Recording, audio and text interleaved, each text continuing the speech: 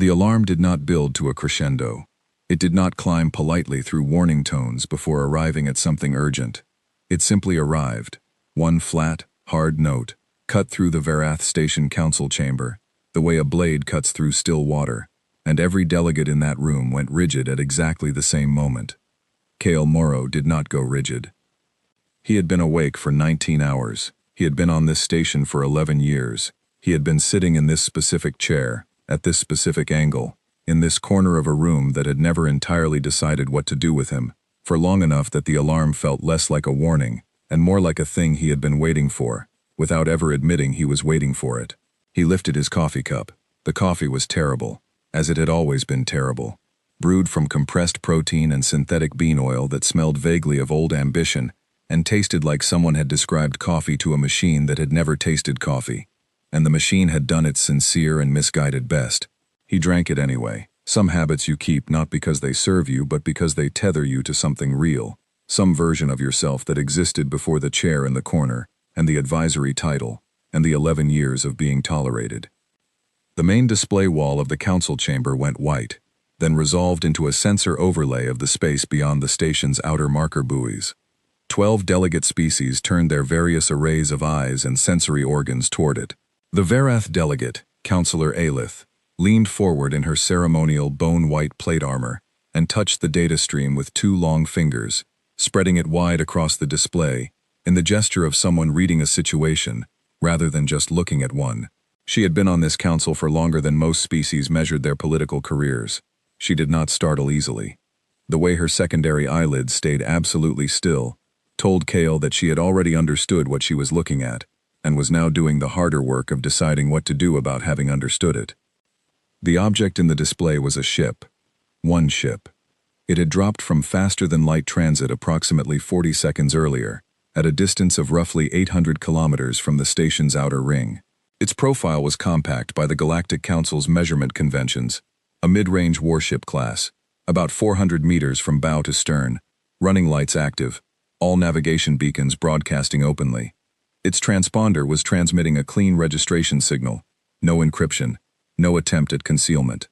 Its weapons arrays were folded and completely dark, not in standby mode, not charged and waiting, completely, genuinely, unpowered.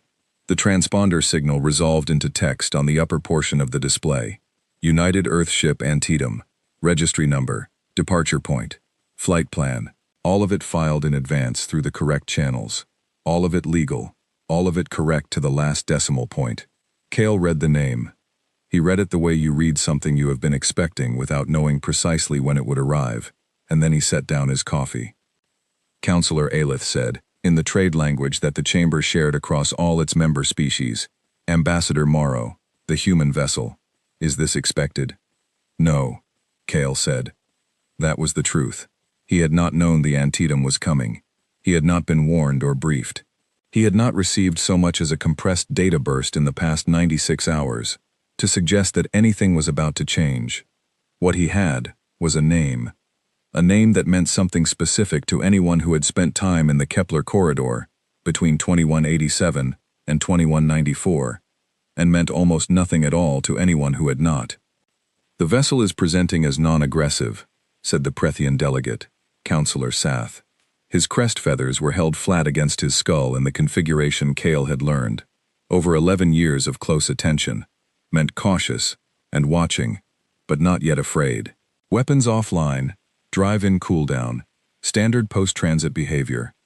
Weapons offline, Counselor Aelith repeated. She said it in a tone that made it sound like a question, even though it was not phrased as one, because it was unusual. Ships arriving at Varath Station, a Galactic Council installation, the most politically significant structure in this entire sector, typically arrived with weapons in active standby mode, charged, aimed at nothing, but powered and ready, not because anyone expected to fire, because it was the honest, visible acknowledgement that you were a warship, that you were present, and that you wanted the fact of your presence to be understood, without needing to say it aloud. The Antietam's weapons being genuinely, completely, unpowered, was not a gesture of submission. Cale had spent enough years around military people to understand exactly what it was. It was a statement of a different kind. It was the statement of someone who did not need their weapons online. He watched 3 hegemony intercept vessels, the station's outer defensive layer, break from their holding patterns and begin moving toward the Antietam. They were fast, built along the efficient lines that 600 years of hegemony naval engineering had refined into something almost elegant. Their own weapons went to active standby as they turned toward the human ship. Standard procedure. Textbook. The precisely correct thing to do when an unscheduled vessel dropped into the space near a major installation without prior authorization. "You should know something," Cale said. He had not been asked. The chamber had not turned to him. He said it anyway, to the room, and to the display wall, and to the name on the transponder signal that kept blinking its steady, patient pulse. "The Antietam's commanding officer is Elena Vasquez. Commander Elena Vasquez. She served 6 years in the Kepler corridor before the ceasefire was signed. After that, she flew 4 years of council-registered cargo runs in this sector. Every flight plan filed, every manifest submitted, every inspection passed. She is not a rogue operator." He paused. "You should also know that she has her weapons offline because she does not need them online." Counselor Aelith turned her head toward him with the deliberate slowness of someone who has decided to be very careful. "That is a strange thing to say, Ambassador." "It is," Cale agreed. He did not expand on it. He picked up his coffee. It was still terrible. He drank it. The 3 hegemony intercept ships continued their approach, accelerating through the space between the station and the Antietam, their weapons charged and their sensor arrays running full-spectrum sweeps of the human vessel. The Antietam did not maneuver. It held position. Its transponder kept singing its clean legal signal. Its running lights kept blinking their unhurried pattern. It did nothing that could be classified as evasive, or aggressive, or even particularly alert. It simply stayed where it was, in the way that very confident things stay where they are, not because they cannot move, but because moving would imply that what was approaching warranted a response. And then something else on the ship powered up. Not weapons. The station's sensor arrays registered the energy signature immediately, and the identification protocols began cycling through the hegemony's entire ship system's database, cross-referencing against every known propulsion system, every known communication array, every known sensor platform, every known defensive or offensive installation that any spacefaring species in Council records had ever put aboard a ship. The protocols came back with a result Cale could have named before the sensors finished cycling. Unknown. Not unidentified in the sense of partially matching something already cataloged.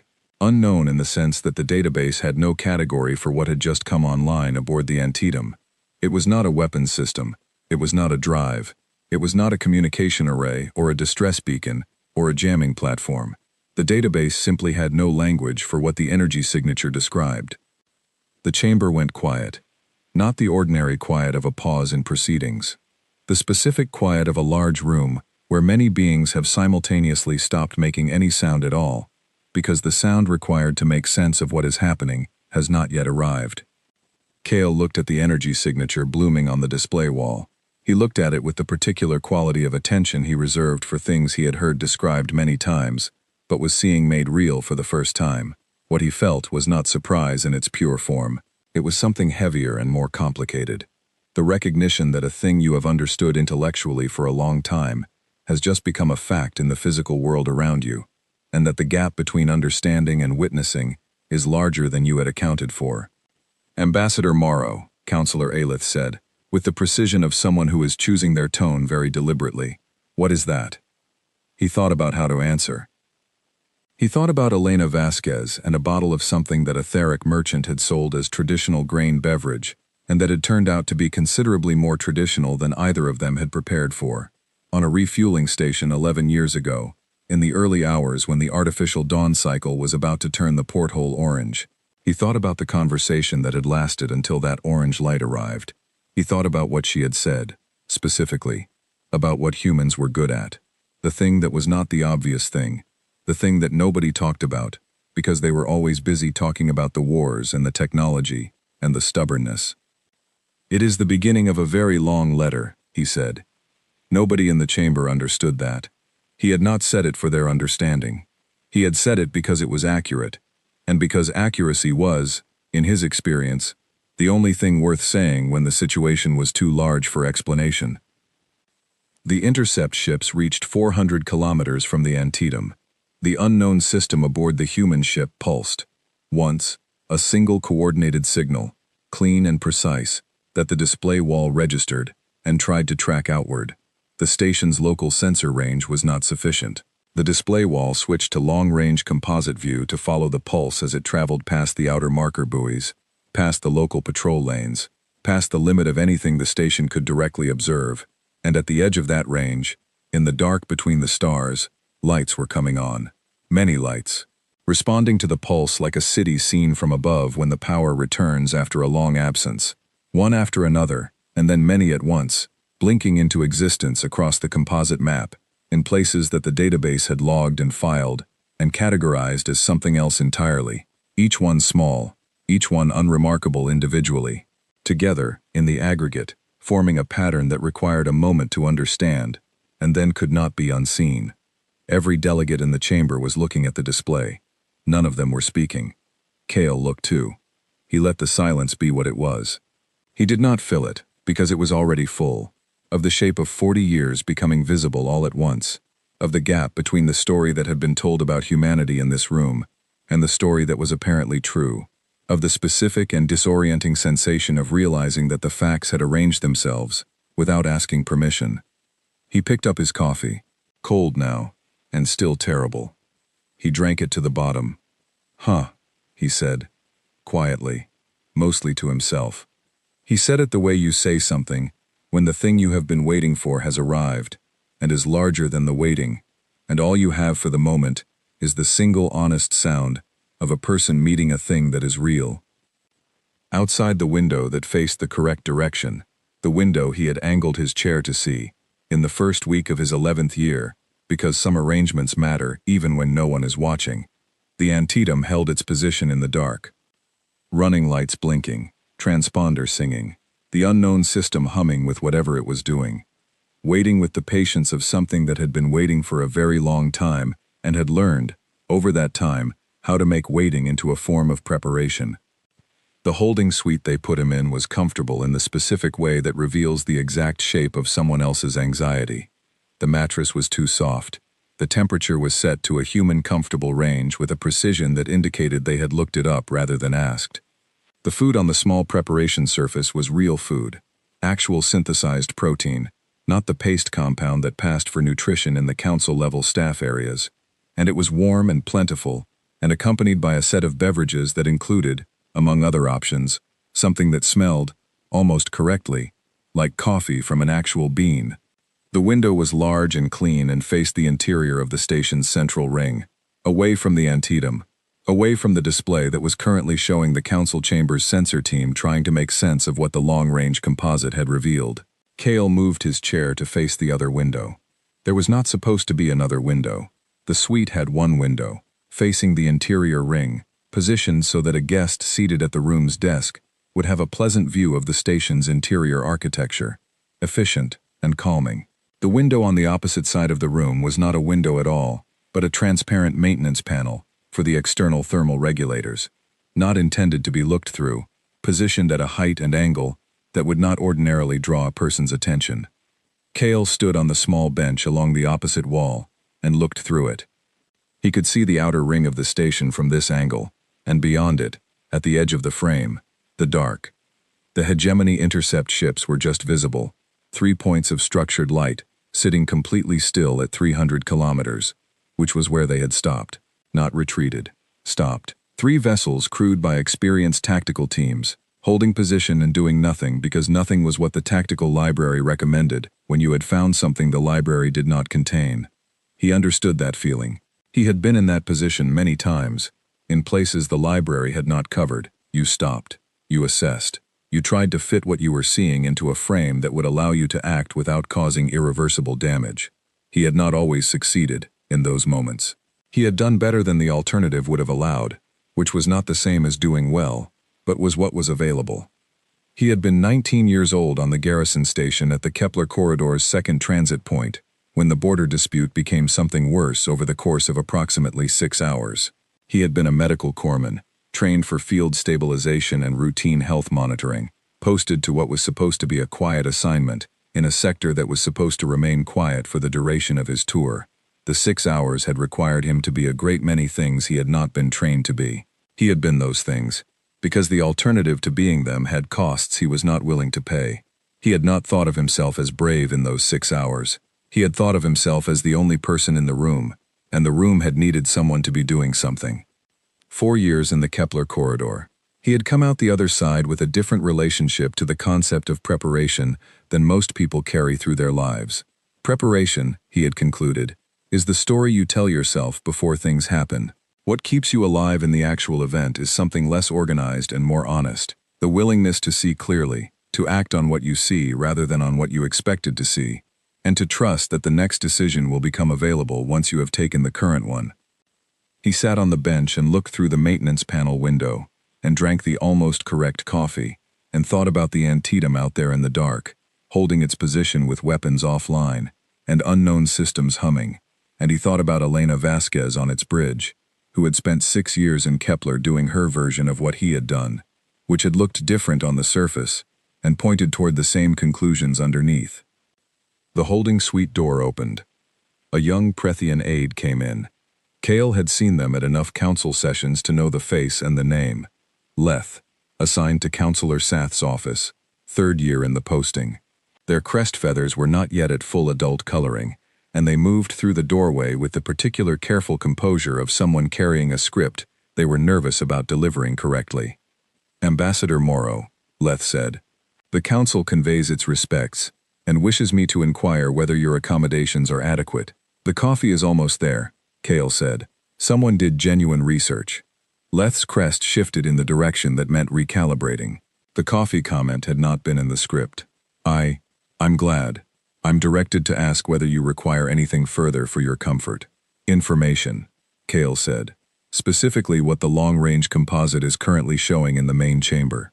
The full render, not the trimmed version. I'm not authorized to share sensor data from active sessions, Leth said. It was said the way things are said when they are true, but are also, clearly, not the main point of the visit. I know, Cale said. How does it look out there?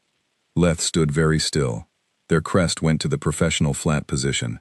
I'm also not authorized to share assessments of current deliberations. Right. Cale nodded. He looked back through the maintenance panel window. You can tell whoever sent you that I'm comfortable, and that they should stop the intercept ships from getting any closer to the Antietam. I'll relay that, Leth said. They did not move toward the door. Cale waited. Ambassador, Leth said. The formal mode of address had changed texture slightly. Less scripted, softer at its edge. What are those lights? Not quite a question. The thing underneath the question. Cale thought about how to begin. He thought about what the truth looked like from the outside, from the perspective of a being who had grown up inside the Galactic Council's institutional reality, who had been taught the Council's version of the history of human contact, who understood humanity the way the Council had always framed it, a junior species, newly spacefaring, energetic and occasionally difficult, given a managed seat at a large table in a position that allowed them to be present without being consequential. You have been charting human expansion for 4 decades, he said. Every mining claim, every colony ship, every relay buoy, every deep space research station that registered on the long-range arrays in zones the Council classified as non-priority, all of it logged, all of it filed, all of it assessed individually. He paused. None of it understood collectively. Leth's crest shifted, up, slightly, at the leading edge, the Prethian position for listening very hard to something. Those aren't mining claims, Cale said. He kept his voice level. It was important, he had learned, to say difficult things in the same tone as ordinary ones, because the tone told the listener whether they were allowed to panic or whether they needed to stay in the room and keep thinking. They're not relay buoys. They're not research stations. He held the pause for a beat. Their infrastructure, he said. The word arrived in the room and stayed there with the weight of a word that has just changed the meaning of a great many other words around it. Leth stared at him. Their crest was doing something complex. A compound motion. Several signals layering over each other in a pattern Cale did not have a complete name for. even after 11 years of studying Prethian expression. Some walls you still hit. Infrastructure for what? Leth asked. Kale looked through the maintenance panel window at the stopped intercept ships. For being here, he said. For staying. For threading through every gap between the Council's core systems and its outer colonies. Not around the Council's roots, not beside them, but through them. Integrated. Over 40 years. One quiet, unremarkable piece at a time, in places that were easy to overlook individually and impossible to understand without looking at all of them together. He let that sit, which is exactly the understanding the Council was not equipped to have, because no one was looking for it. They were looking at parts. The whole was somewhere else. Leth's expression shifted through several stages. How long has this been?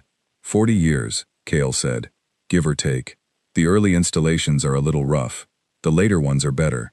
There's a particular cluster in the non-priority zones near the Theric outer corridors that I think was built by someone who really knew what they were doing. Took me a while to understand what it was when I found it in the archived survey data. A pause. You knew. I had a good guess, he said. There's a difference. Another pause. Longer. Ambassador, Leth said carefully. Why is it active now? Today? Why not? Because something made it necessary, Kale said. That's all I know. I haven't spoken to Commander Vasquez in 11 years. I don't have her specific calculation, but I know how she thinks, and I know she did not turn this on until she needed to, and if she needed to now, then something happened that changed what she was willing to leave invisible. He looked at Leth directly. My guess?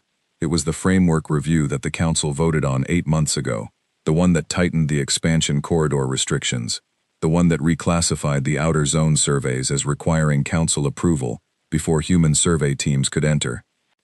Leth's crest went to the full professional flat. Processing. Working through the implications and finding, Kale suspected, that the implications kept expanding the further they followed them. I'll relay your message about the intercept ships, Leth said finally. Thank you, Kale said. Leth left. The door closed with its soft pneumatic seal, and Kale was alone again, with the almost correct coffee, and the maintenance panel window, and the stopped intercept ships, and his thoughts, which were moving through a space that felt larger than the room around them. He thought about Elena Vasquez, at the end of a very long night on a refueling station in the outer corridor, holding a glass of something that had tasted like a mistake and a decision at the same time. They had talked for hours about Kepler, which was always there between them, a shared country neither of them had left entirely, even after they left it geographically, about the ceasefire and what it had produced in terms of frameworks and classifications, and the specific language that institutions use when they are managing a thing rather than engaging with it, about what came next, about what humans were actually good at, underneath all the things that people talked about when they talked about humans. She had said, patience, planning, showing up in places before anyone has decided whether to allow it, so that by the time the decision is made, the showing up is already a fact, that changing the decision would require undoing. She had said, by the time they decide to contain us, we'll already be everywhere they'd need us not to be. He had understood that. He had carried it for 11 years, turning it over like a stone in a pocket, feeling its edges on the days when the corner seat and the advisory title and the terrible coffee made everything feel permanent in the wrong way.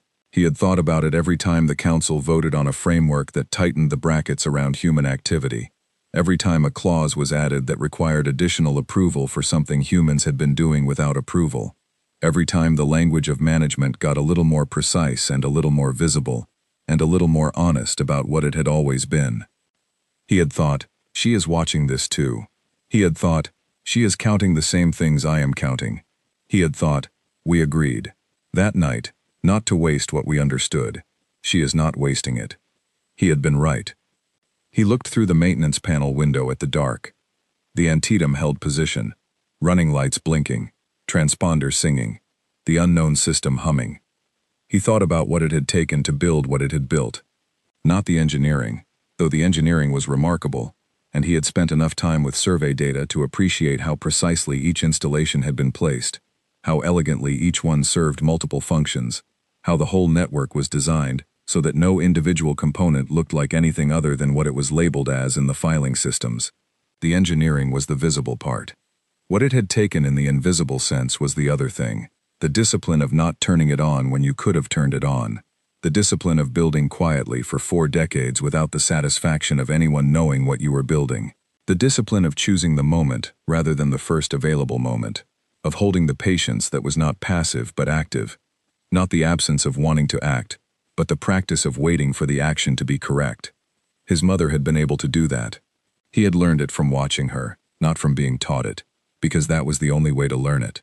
She had played cards in the dark on Tuesday nights, and she had always won, not because the cards were better, or the game was unfair, but because she could wait longer than he could stand to wait, and she could wait without it looking like waiting. She had not told him to be patient. She had shown him, over and over in small games with a single candle, what patience looked like when it was real, rather than performed, and eventually the lesson had taken root, and grown into something that fit him the way learned things eventually fit, naturally, as if it had always been there. He missed her, in a specific and particular way that had nothing to do with grief, and everything to do with wanting to say, look at what we built while they were deciding what to allow. He thought she would have found it excellent. The door opened again. This time it was not Leth. Counselor Sath stood in the doorway, personally, which meant the deliberation had accelerated faster than anyone had planned for, which meant the long-range composite was showing something that had made calm Prethian patience feel like a luxury no one could afford right now. Sath's crest was fully raised, all feathers extended in a posture that had a formal name in Prethian that Kale had never encountered a reason to use in 11 years, because the situations that called for it had simply not arisen until this moment. The formal term translated, in its full connotation as, everything we thought we understood has just shifted, and we need to shift with it immediately, and you are the person who can help us understand what we are shifting toward. Kale stood. Is there any chance, he said, that someone has arranged for better coffee in the main chamber? I have been subsisting on synthetic paste for 11 years, and I think the current situation calls for an upgrade. Counselor Sath looked at him for a moment with the measured expression of a being who suspects they are being managed, and is too experienced to let it bother them, and too honest to pretend it isn't happening. I will see what can be arranged, Sath said. That's all I ask, Kale said. He followed Sath out of the holding suite and down the corridor and back toward the main chamber, where 12 species were about to have the conversation that 40 years of managed silence had been delaying, and where the display wall was going to show them, in full composite resolution, what patience had been building in the dark. He was ready. He had been ready for this conversation for 11 years. He had been ready for it, in a different sense, for most of his life. The conversation was overdue. The overdueness of it was not anger. He had made his peace with the timeline, because the timeline had been what was required to build what had been built, and what had been built was worth the timeline. The overdueness was simply true. A fact about the gap between when a conversation should have happened and when it was actually going to happen. That gap was about to close. He walked through the chamber door. The chamber was fuller than Kale had ever seen it in 11 years, and he had seen it at full attendance twice before. The previous 2 times had been significant. A territorial arbitration that ran 40 days, a species reclassification hearing he had attended on a technicality, and both times, the room had carried that particular quality of compressed attention that comes when every being present is completely, unambiguously present, with no part of their focus elsewhere. This was like that, but wound tighter. The quality of a room where something irreversible is about to be decided, and everyone can feel the irreversibility pressing in from all sides. 12 delegate species, every seat occupied. The Verath block in their ceremonial plate armor, white as chalk. The precise formal arrangement that they only used when they considered the session to be of the highest significance. The Prethian delegation in a line, crests running through more configurations than Kale could read simultaneously. The Tharic Combine at full delegation, and there it was. The thing that told him how far and fast the situation had moved. 4 representatives, in the deep green formal robes, that the Combine reserved for sessions they had decided were important enough to put their full institutional weight behind. The Tharic Combine had not spoken in open council session for 9 years. They had been present at sessions, their seats occupied, their votes cast on procedural matters, but no Tharic delegate had taken the speaking floor in 9 years. Their reasons had never been formally stated, because formally stating them would have required the kind of speech they were refusing to make. 9 years of silence, in a body that valued speech as the medium of power, and now they were here, in their formal robes, because whatever the long-range composite was showing had crossed a threshold that their 9 years of silence had been waiting for. Cale noted all of this in the 14 seconds it took him to walk from the chamber entrance to his corner seat. He filed it carefully and sat down. His coffee cup had been replaced. Actual coffee, real bean. The smell of it reaching him before he had fully settled in the chair. Someone had taken his request seriously. He picked up the cup and drank, and it was better. Still not quite right. Still missing something in the finish. But better in a way that under the current circumstances felt like a small, genuine acknowledgement of something. He looked at the display wall. The long-range composite was running at full resolution, every available sensor array contributing to the picture, and the picture at full resolution was considerably more detailed than what he had been able to see through the maintenance panel window in the holding suite. At full resolution, you could see not just the presence of the lights but their specific positions, their density, the precise way they related to the structures around them. You could see that they were not scattered randomly. You could see the intelligence in their placement, the way each one sat at exactly the junction where it would need to be if it were doing what it was in fact doing, which was threading through every significant connection between the Council's core systems and its outer territories. Not around. Through. The Prethian communication arrays that connected the Republic's 3 deep space listening posts to their central archive. The nodes were positioned in their relay corridors. The hegemony supply routes that serviced the 4 major outer installations, the nodes ran alongside and through them. The Theric Combine's colonial transit lanes, the ones that had been quietly rerouting for the past 3 years, in ways that the Combine had logged as standard optimization. The nodes were there too, integrated into the optimization so thoroughly that pulling them out would require rerouting the routes again, which would have costs the Combine would prefer not to absorb. 9 years of silence. Cale thought he was beginning to understand what the Theric Combine had been sitting with in those 9 years. Counselor Aelith called the chamber to order. Her voice had its formal authority intact, the product of long practice at maintaining the performance of control in situations that were testing it. We are here in emergency session to address the current situation in the outer approach zone and its implications for Council security. The record will reflect that all delegations are present. All delegations, including, by the record, the human advisory seat, Cale's seat. He was in the room. He had the feeling, not for the first time in 11 years but more strongly now than before, that the people who had given him this seat had not thought carefully enough about what it meant to have a human in the room when the room was having the conversation that was about to be had. Counselor Aelith summarized the situation with the precision of someone who has spent a long career making complicated things speakable in the language of formal process. An unscheduled human vessel at station approach distance, an unidentified active system aboard that vessel, a network of previously unknown human installations across 17 sectors of Council space, activated simultaneously, approximately 40 minutes ago. No hostile action from any element of the above. No communication from the human vessel other than its standard transponder broadcast. No demands, no threats, no apparent military posture. The Council is here to determine the appropriate response, she said. She looked at Cale. Ambassador Morrow, the Council will hear your statement. 11 years of advisory statements. 11 years of position papers submitted through the correct channels and received with the attentiveness the Council extended to things it had already decided about. 11 years of being the human in the room who could be present without being consequential. He thought about what to say. He thought about saying the true thing plainly, which was his preferred approach, and not always the most received one. He thought about the Theric Combine and their green robes, and what their silence for 9 years might mean about how much they had already understood, and what their presence today might mean about what they were ready to decide. He thought about the display wall, and the 40 years of patient work it was currently revealing, and what the work itself said more clearly than anything he could add to it. Commander Vasquez, he began, has been flying Council-registered space for 4 years. Before that, 6 years in the Kepler corridor. Before that, she was a person who wanted to build things, and ended up spending most of her adult life in a situation that showed her what needed to be built, and why and how, and then gave her enough time and enough room that she was able to build it. He looked at the display. What she has built is not an act of aggression. If it were an act of aggression, this conversation would already be over.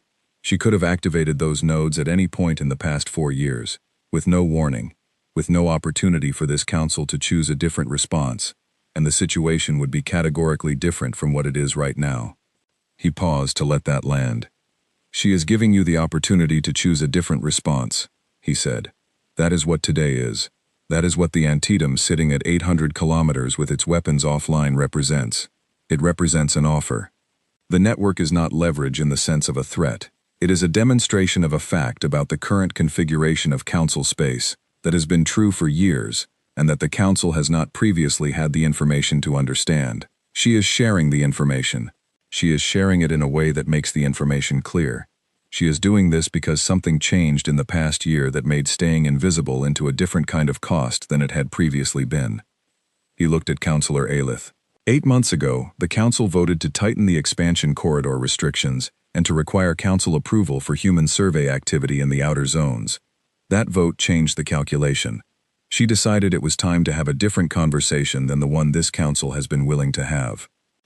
The chamber was very still.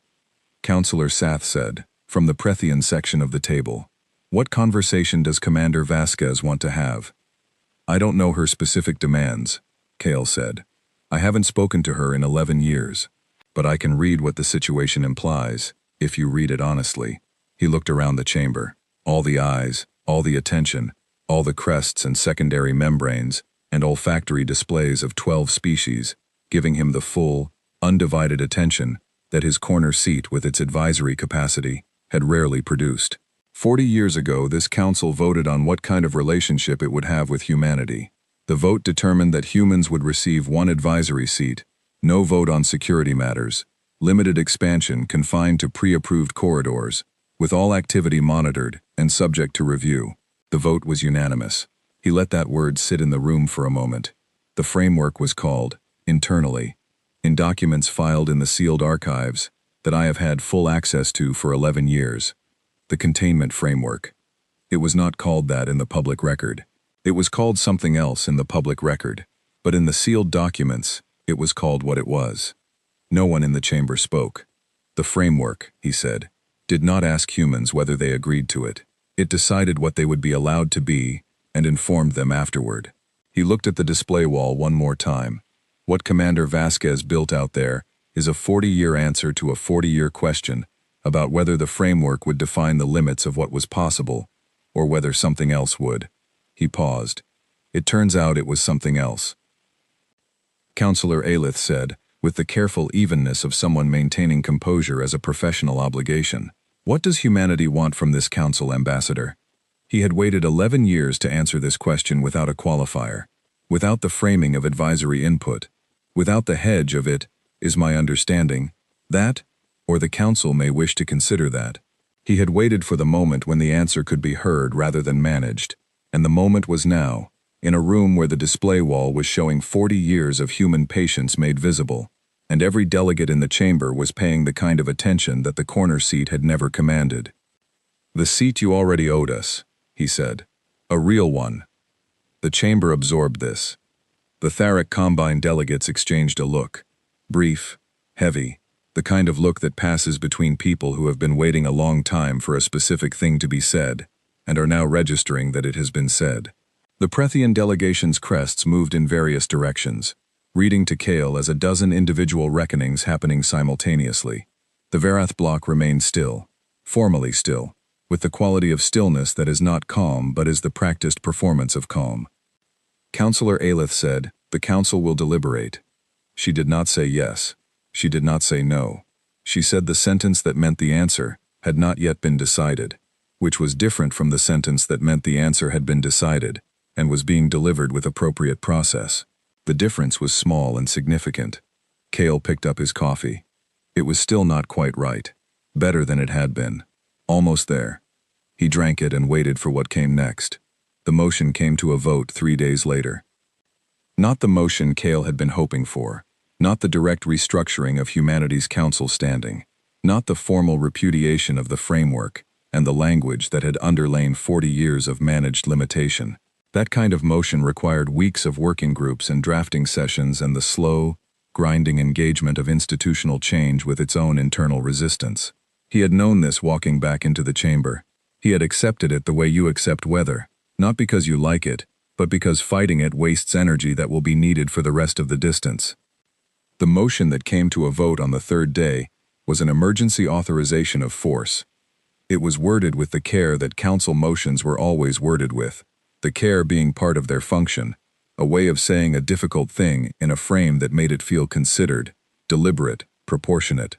The motion authorized the hegemony intercept ships currently at station approach to engage the UES Antietam if its crew did not comply with boarding and inspection protocols. It authorized a species-wide review of all human expansion activities in council space, pending treaty renegotiation. It included, buried in the third paragraph in a subordinate clause that was designed not to be the thing you noticed first, the word containment. Cale read the subordinate clause 3 times. He thought about the sealed archives. He thought about the document that had used that word 40 years ago, in a different subordinate clause, in the same kind of place where words go when they are meant to be present without being visible. He thought about how some rooms never change the shape of their decisions. They change the language. The shape stays. The chamber prepared for the formal vote. The reading of the motion was completed. Every delegation sat in the posture their species used for formal deliberation.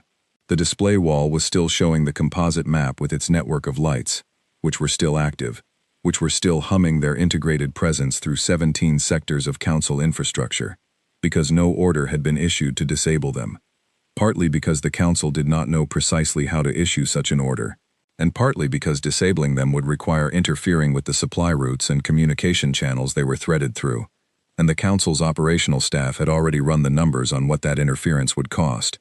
The numbers were not good. Councillor Ailith spoke the formal invitation. Does any delegate wish to address the motion before the vote is recorded?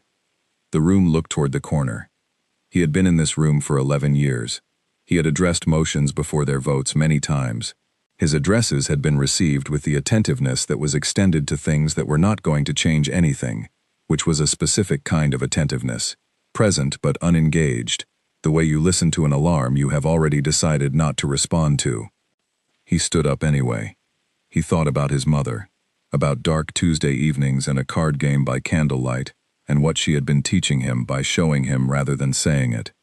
He thought about the specific quality of the feeling when you are in a room where a mistake is being made, and you are present for it, and you have said what you needed to say, and saying it again in a different construction is not going to change the outcome.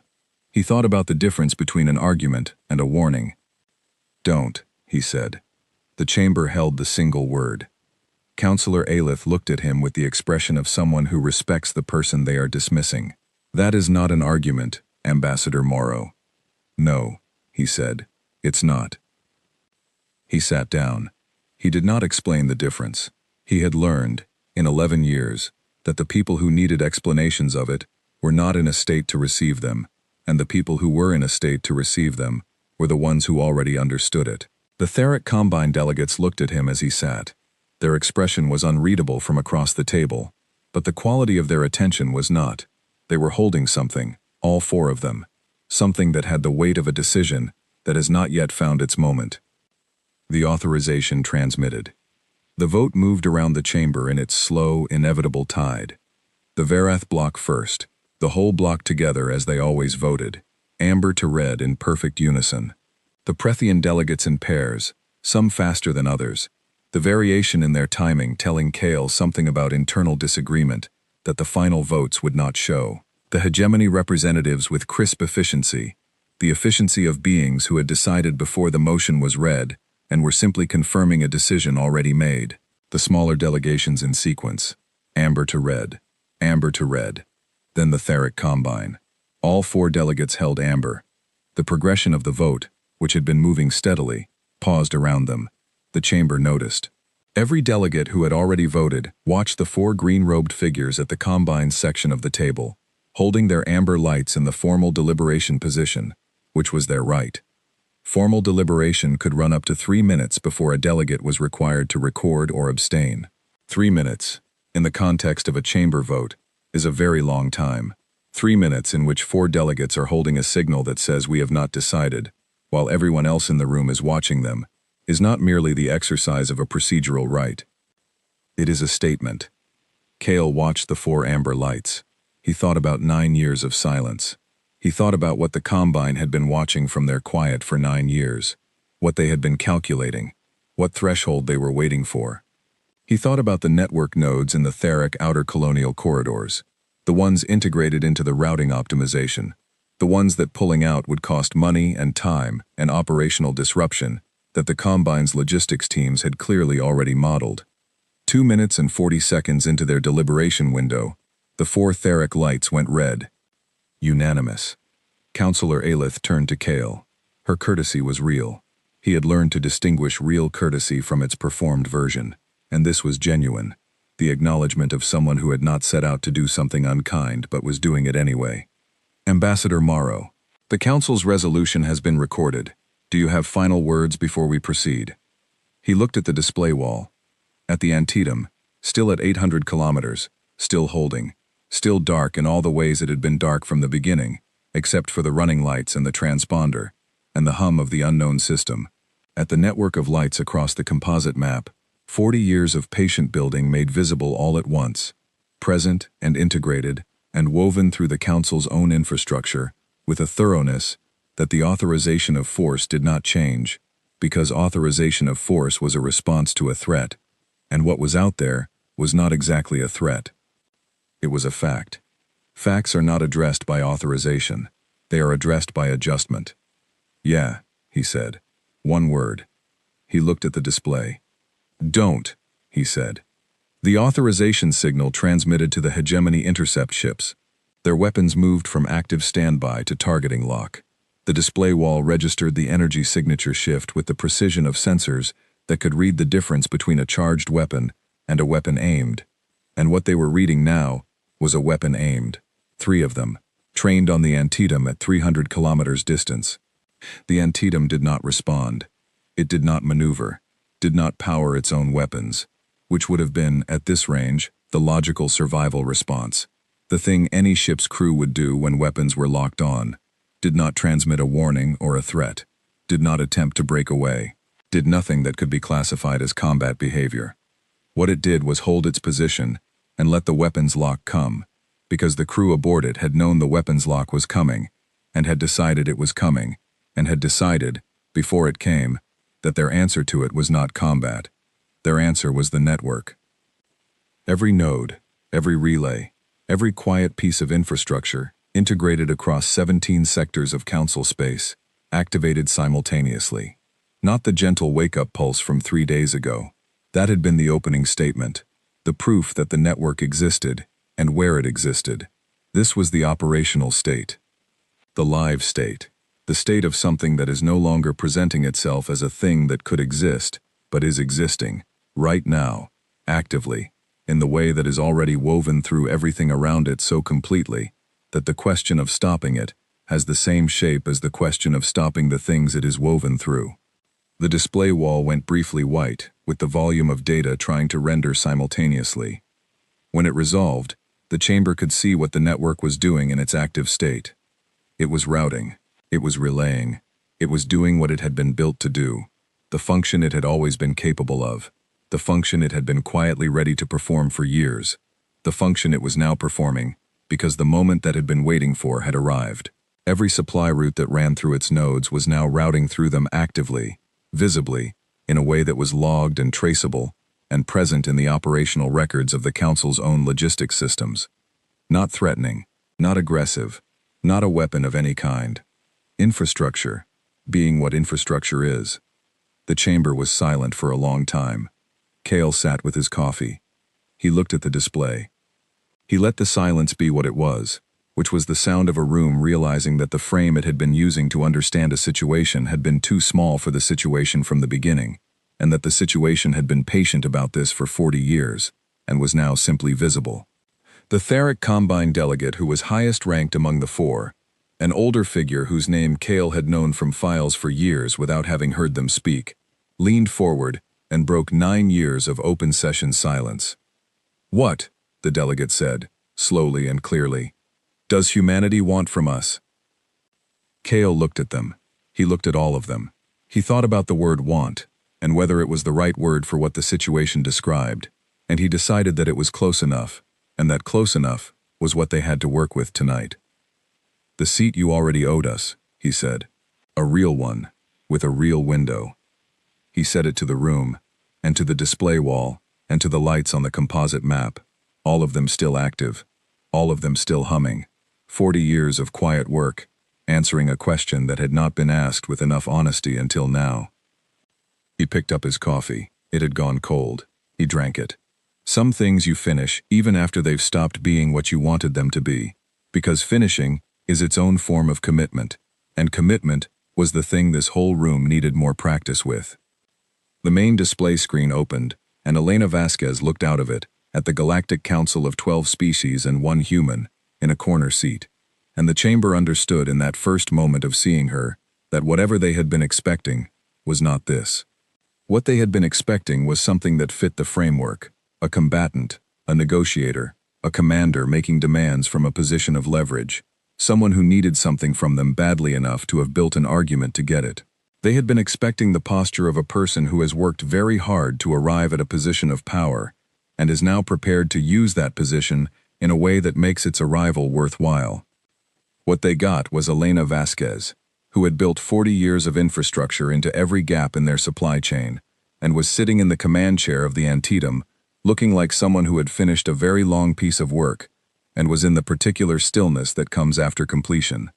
Not the stillness of rest, because she was not resting, but the stillness of a person who no longer has to carry the weight of something unfinished. She was older than Cale by 2 years, and looked it in a way that was geographic rather than diminishing, the kind of older that happens to people who spend their years somewhere real, doing things that leave marks. Her hair was shorter than he remembered. Her expression had the quality of someone who has made a great many difficult decisions, and is at peace with most of them, and is currently working on the remaining few. She looked at the chamber for a moment. She looked at it the way someone looks at a room when they are seeing it clearly for the first time, without the bias of familiarity, or the narrowing effect of years of accommodation. Then she said, "You have coffee over there? Real coffee?" Cale raised his cup. "Almost right," he said. "Someone made an effort." "Good for them," she said. "We've been running on compressed paste for 6 days. The crew is a little tense about it." The chamber was very still, with the particular stillness of people who have prepared for many possible opening statements, and not prepared for this one. Counselor Aelith said, with composure so practiced it had become its own form of armor, "Commander Vasquez." "The council." "I know what the council voted," Elena said. "I saw the targeting lock. We're still talking, which means someone decided to wait, which I appreciate." She looked at Aelith directly. "I'm not going to give you a list of demands. I'm not here to negotiate from a position of threat.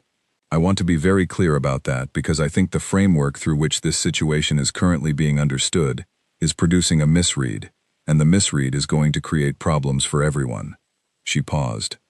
"The network is infrastructure," she said.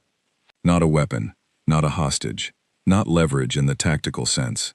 It is what I built it to be, which is integrated into your supply chains and communication corridors and transit systems, because that is where infrastructure belongs, in the places that need it, doing the work that needs doing. I didn't build it to threaten you with. I built it because I could see, 40 years ago, that it was what the sector needed, and I could also see that the framework was not going to allow it to be built through official channels, and so it was built through the other kind." Counselor Sath said, from the Prethian section, "The unofficial kind." "The patient kind," Elena said. The word patient carried something in her delivery, not pride exactly, something quieter and more settled. The word of someone who has inhabited a quality for so long it has stopped being an identity and become a simple description. Every piece of it is legally registered, every installation filed under the correct category codes, every flight plan submitted, every manifest clean. I did not break your laws. I worked within your laws until they had produced the outcome your laws were designed to prevent, and I did it quietly, because the alternative was loudly, and loudly would have produced a different council vote 40 years ago, and we would not be here. The chamber absorbed this. Cale watched the Theric Combine delegates. They were doing the thing they had been doing since they arrived in their green robes. listening with the quality of people who have already done a great deal of their thinking and are now in the phase of confirming what they have concluded. Their silence since the delegates' question about what humanity wanted had a different texture than their 9 years of institutional silence. This was the silence of people who have found what they were waiting for and are now present to it, fully, without the weight of the waiting. "I want to tell you something," Elena said. She was not looking at any particular delegate now. She was looking at the chamber as a whole, at the full room that was giving her the kind of attention that rooms give things they cannot categorize into familiar responses.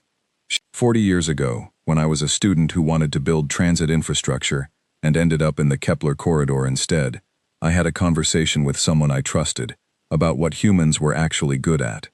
The things people talk about when they talk about humans. The stubbornness, the violence, the way we don't stop when we should stop. Those things are real. But they're the visible surface. Underneath them is something that doesn't get talked about as much. She paused. "We are extraordinarily patient," she said, "when we believe in what we're building." The display wall was still showing the long-range composite, still showing the network, all of it active, all of it integrated, all of it doing the unremarkable daily work of infrastructure that has been in place long enough that the systems around it have built themselves to accommodate it. The composite map looked, Cale thought, like a nervous system laid over a body, not something added to the body, but something the body had already come to rely on, invisibly, in the way you rely on the things you have stopped noticing. "What I want from this council," Elena said, "is the conversation that should have happened 40 years ago. The one that doesn't start from the assumption that humanity is a variable, to be managed, rather than a participant to be engaged with. The one that acknowledges that what is currently true, the actual configuration of this sector's infrastructure, the actual degree to which human and council systems are integrated, is already the baseline, and that the question is not whether to allow it, but what to do, now that it is the case."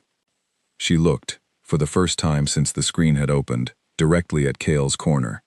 He met her eyes across the 11 years, and the chamber, and the display wall, and all the things they had not said to each other, and all the things they had said once, and carried since. She did not say anything. She did not need to. Her expression said quietly, without requiring any particular interpretation, "We are still here, both of us. That counts for something." He lifted his coffee cup very slightly. She looked back at the chamber. Councillor Aelith said, after a pause that had the quality of someone collecting the resources to say the next difficult thing, "The council will need time to—" "Take whatever time you need," Elena said. "The network isn't going anywhere. The antetum isn't going anywhere. I have coffee now, because my supply officer found some at the back of the cargo bay that I didn't know about, so we're in better shape than we were an hour ago." She paused. "But I'll tell you this, Counselor. The Theric Combine has been running network nodes in their outer colonial transit lanes for 11 years without knowing that's what they were running. The Prethian Republic's deep space listening arrays have been routing through my infrastructure for 8 years. The hegemony's supply corridor to their outer installations is threaded through 17 of my relay nodes. This is not a situation that began today and can end today. It is a situation that has been developing for a very long time and is now simply visible, which is a different problem than the one your authorization vote was designed to address." She let that sit. "The question," she said, "is not whether to allow what is already the case. The question is what kind of relationship makes the existing situation into something that works well for everyone, rather than something that works because no one looked closely enough to understand what they were relying on." Councillor Sath said, "And if the council cannot reach the agreement you're describing?"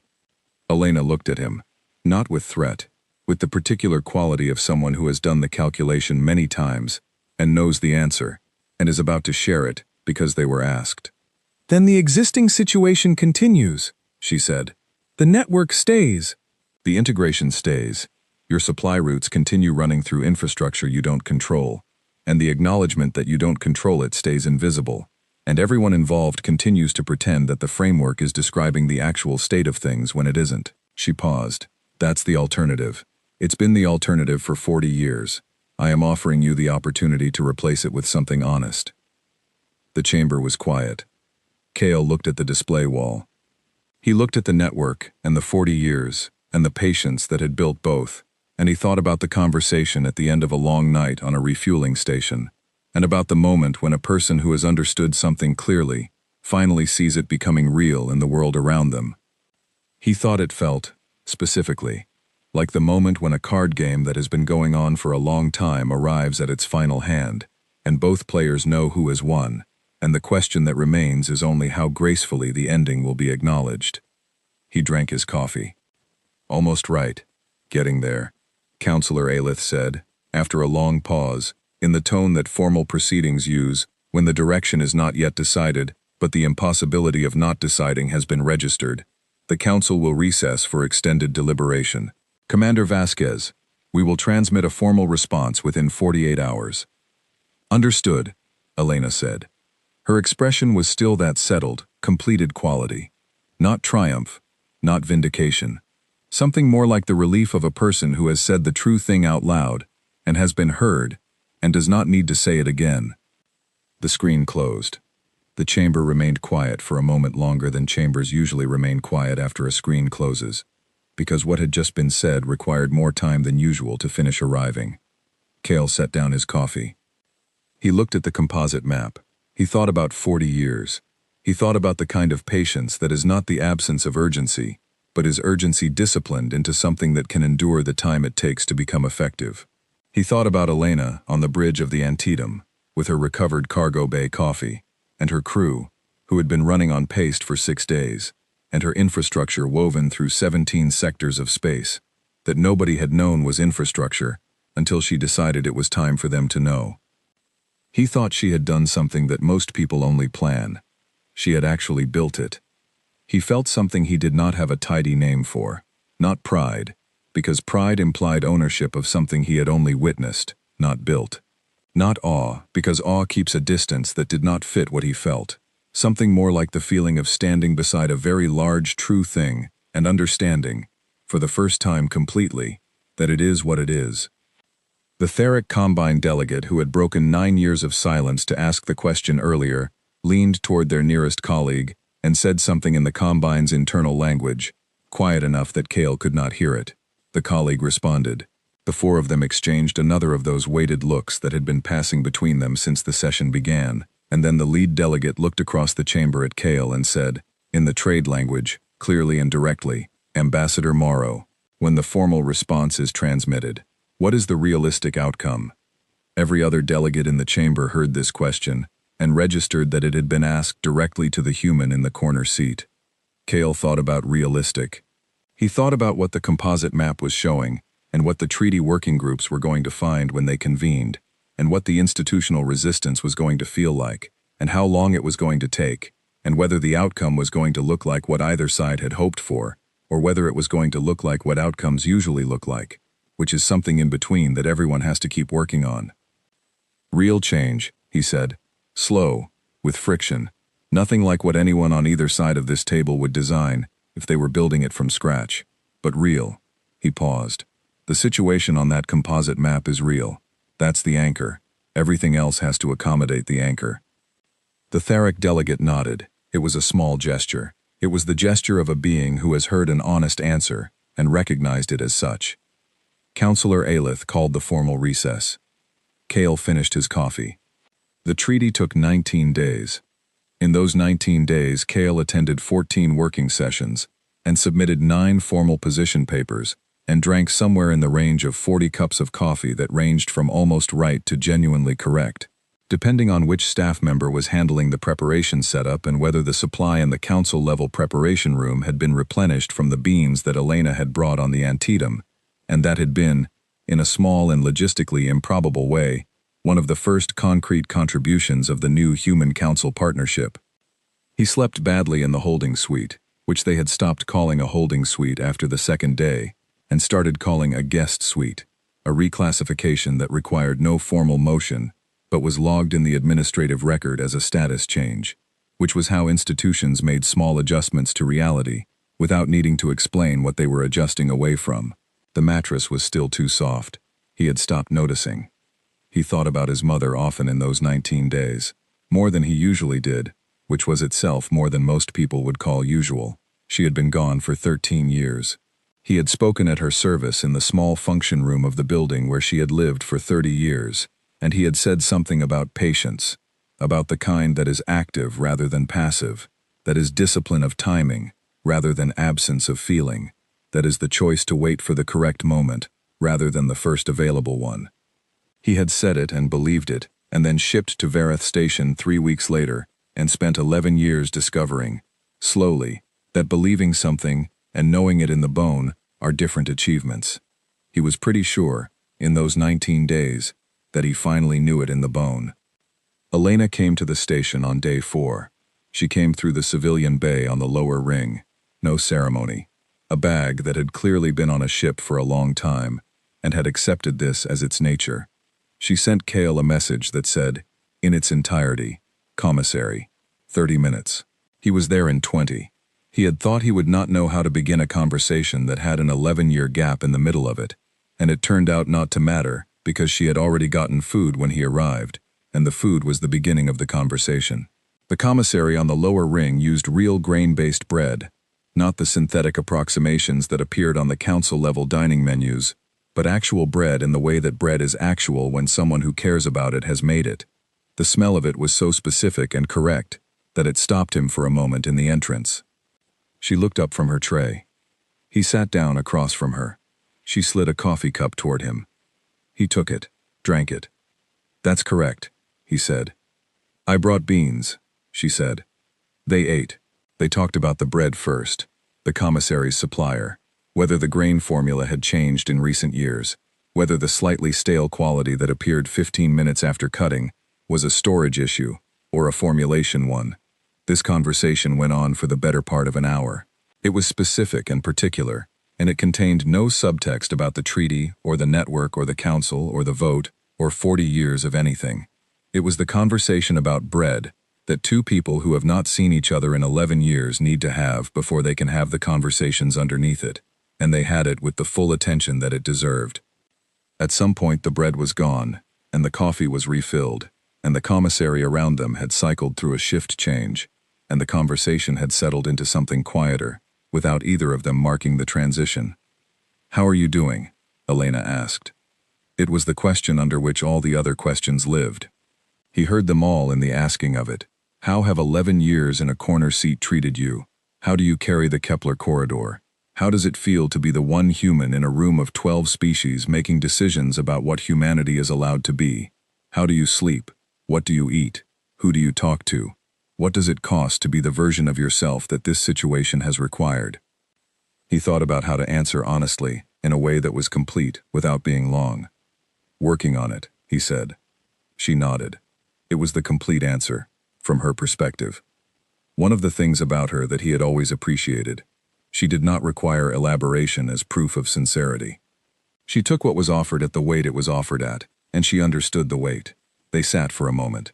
"The treaty's going to take longer than it should," she said. "Most things do," he said. "That's not a problem with the treaty. That's a fact about how change moves through institutions. You push, the institution pushes back, and the movement is slower than the pushing, and faster than the resistance, and somewhere in the middle you get the thing that actually happens." She looked at her coffee. "The network stays online." "Yes," he said. "It was non-negotiable in 3 separate working sessions. They tried each time from a different angle. It stayed non-negotiable each time." He paused. "They're calling it a goodwill gesture. In the treaty text, the human delegation's gesture of goodwill in acknowledging that the network is a shared resource." "It's not a goodwill gesture. I know that," he said. "So do they. We're using the words that allow the next step to be possible. That's what the working sessions are for. Not deciding the truth. The truth is already decided. The composite map is the truth.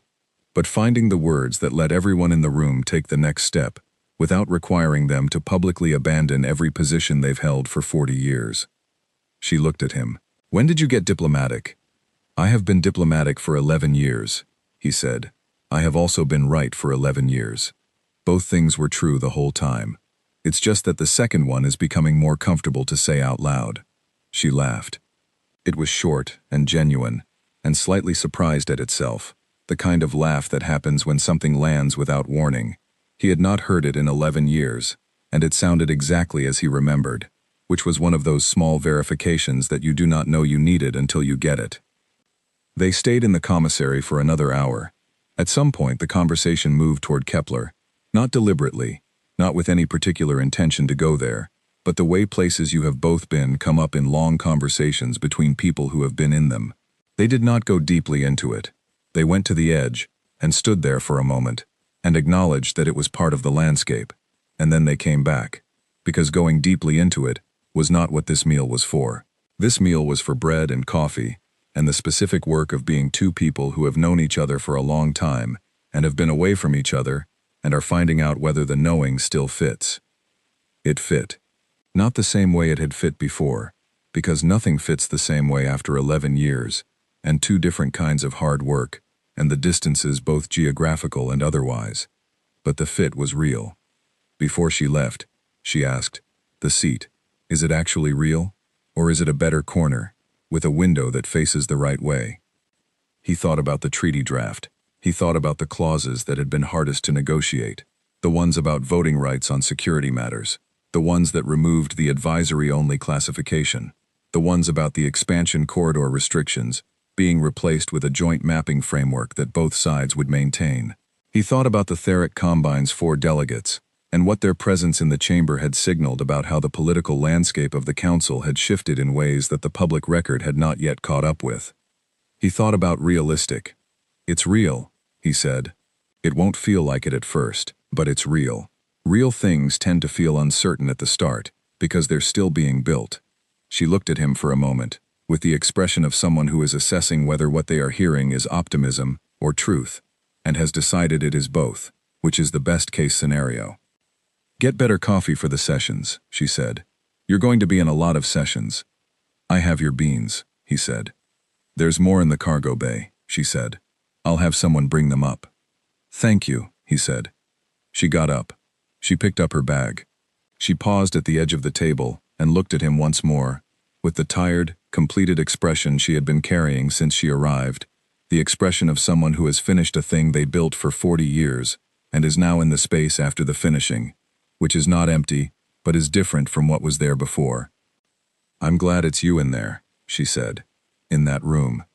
He thought about what to say to that. He thought about 11 years, and the corner seat, and the bad angle, and the coffee that was never quite right, and what it had taken to stay in that room for that long, being what was required, without becoming less than what was real. "I'm glad it was you out there," he said, "doing what you did." She left. He sat for a while longer in the commissary that smelled like actual food, and the work of people going about necessary daily things, and then he got up and went back to the council level. The ratification session took place on day 19. All 12 delegations present, full formal attendance. The main display wall running the long-range composite at standard daily resolution, not the emergency full display of the first days, not the crisis mode render, just the ordinary view. The sector going about its business with the network integrated into it as part of the ordinary. Kale's new seat was 5th from Councillor Alith's right hand. It was not in the corner. It was at the main table, in the part of the table from which you could see the display wall directly, without turning, without angling anything, without making small arrangements to compensate for a position designed not to matter. The window behind it was the right window. The view from it was the correct view. He sat in it for the first time and understood, sitting in it, that 10 meters of distance can carry more meaning than 10 meters usually does. The session began with the ratification.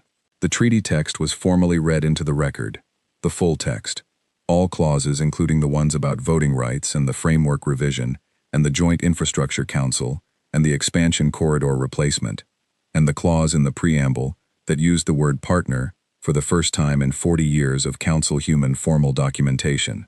He signed for humanity. His signature on a treaty document. He had rehearsed what he would feel at this moment, and had been incorrect in his rehearsal, because what he felt was not the clean emotional category that preparation tends to produce, but something more ordinary and more true. The feeling of having finished a long piece of work and being in the first moments of what comes after it, which always looks different from what you imagined, because the imagining was about the finishing, and the reality is about the continuing. He felt ready to continue.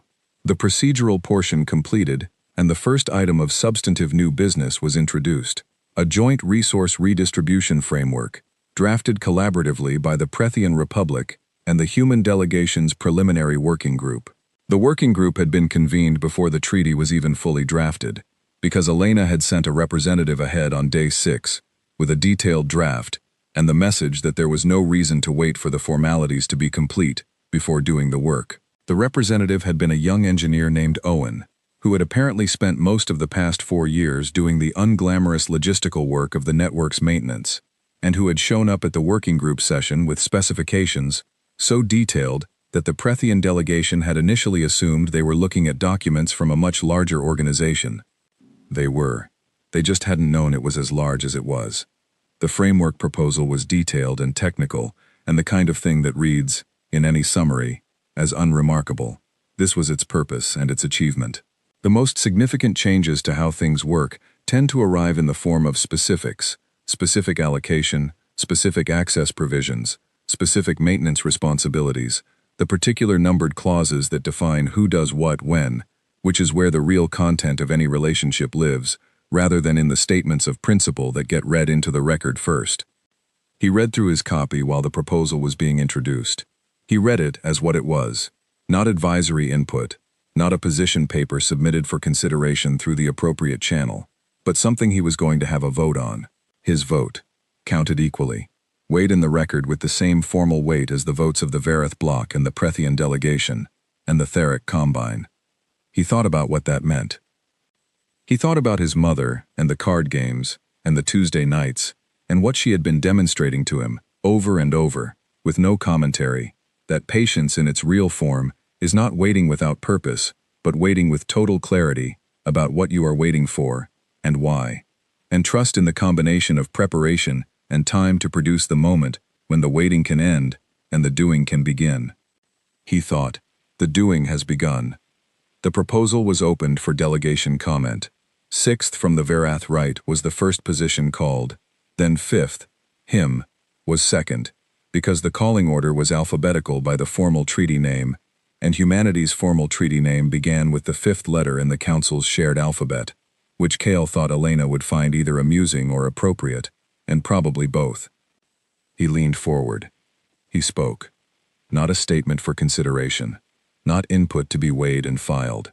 A position, specific and detailed, on the allocation provisions in sections 4 through 7 of the framework, including a counter-proposal on the maintenance responsibility language that Owen had actually drafted, and that Cale had read carefully enough to defend in the technical specifics, which he did, for approximately 9 minutes, in the clean, precise language of someone who has done their preparation and is comfortable with the detail.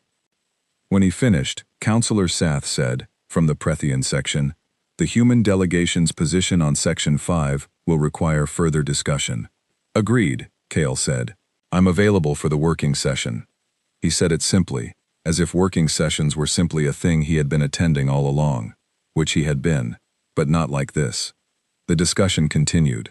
The vote on the framework as a whole was scheduled for the following session, leaving room for the amendments and counter-proposals to be worked through in the way that good frameworks are worked through, which is laboriously and imperfectly, and with the full weight of everyone involved, until the result is something that nobody got exactly what they wanted, and everyone can work with. He voted when the procedural items came to votes. He listened when others spoke.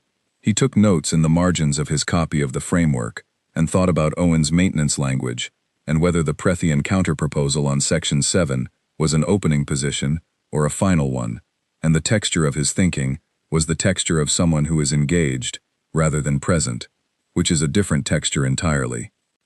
After the session formally recessed, he sat for a moment in the 5th seat at the main table, with the correct window behind him. The display wall was at standard resolution. The composite map showed the sector.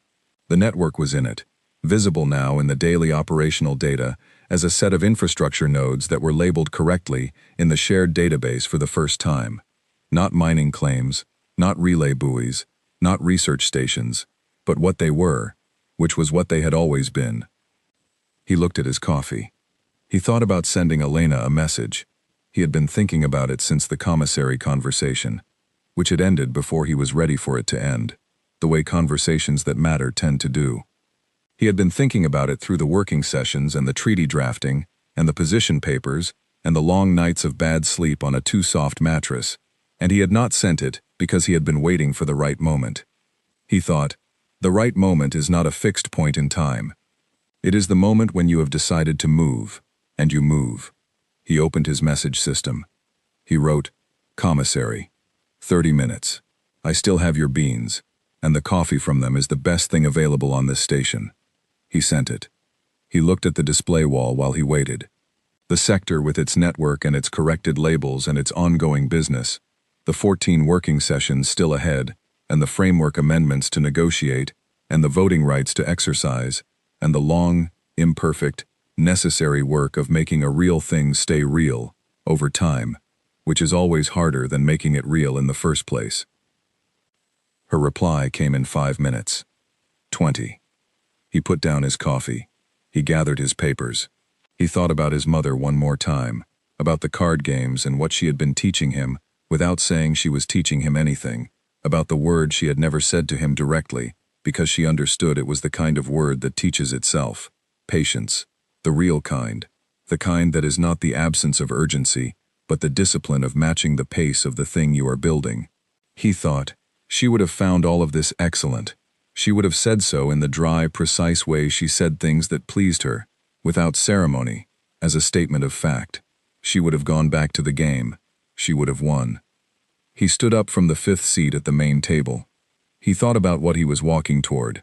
The commissary on the lower ring, and the bread that went slightly stale in 15 minutes, and the correct coffee, and Elena Vasquez, who had built 40 years of infrastructure into every gap in a structure that thought it contained her, and who was, it turned out, the thing the structure had been relying on without knowing it. He thought about what he was leaving behind, the corner seat with its bad angle and its advisory capacity, and its too long 11 years of being the human in the room, that the room was still deciding what to do with. He was leaving it. Not dramatically. It would still be there. It would probably be used for something. Nothing about an institutional seat change is dramatic in practice. But genuinely, the weight of it was staying there. He was going to the commissary. He walked to the door. The door opened onto a corridor that led to a station that now had a human at the council table, with a vote that counted, and a name in the treaty text, in a clause that used the word partner, without qualification. And outside the station in the dark was an antetum holding position, with a crew that deserved something better than compressed paste, and was about to get it. And beyond the antetum in the 17 sectors where the composite map had always been showing something that nobody had been reading correctly until now, the network was doing what it had been built to do. Quietly, consistently, in the way that good infrastructure does its work, which is without announcing itself, without requiring acknowledgement, simply being there, integrated and necessary, the way things are when they have been built to last. He walked down the corridor. He was not in a hurry. He was in the correct place for the moment he was in, moving at the correct speed, carrying what he needed to carry, and having put down what he was finished carrying. He thought about the coffee. He thought about it being right, finally, for the first time in 11 years in this building, the coffee being actually correct, and made from beans brought by someone who had built 40 years of something in the dark, and then turned the light on at exactly the moment the light needed to be turned on. Some things you keep because they remind you of where you came from. Some things you carry until you arrive, and then you set them down, and you pick up what is next. He picked up what was next. He walked through the door.